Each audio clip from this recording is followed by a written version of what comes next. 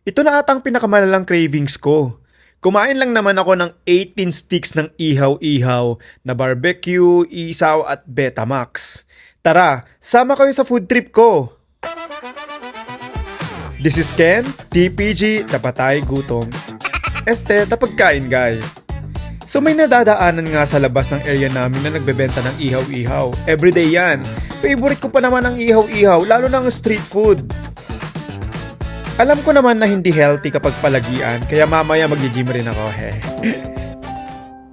Pero kwento ko lang, noong bata kami, nagbebenta rin ng mga ganitong mama ko sa lugar namin.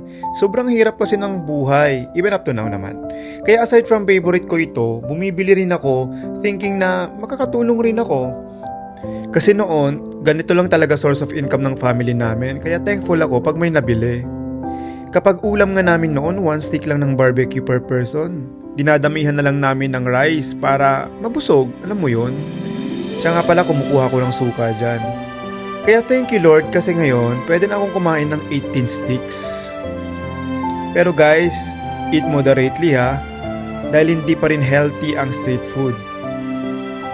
You can still crave for your favorite street food gaya ng isaw, barbecue, Betamax, but make sure moderately lang or hindi palagian. Balik tayo sa kwento ko. Dati kasi kapag ganitong mga pagkakataon, rare na lang yan. Parang jackpot na sa amin pag makakain kami ng maraming sticks. E ngayon, nakakakain na ako ng kahit 18 sticks ng mga street food or mga barbecue or mga ihaw-ihaw. Kaya thank you Lord. Siguro may mga moments talaga sa buhay na kailangan lang natin antayin. Share ko lang. Bye-bye!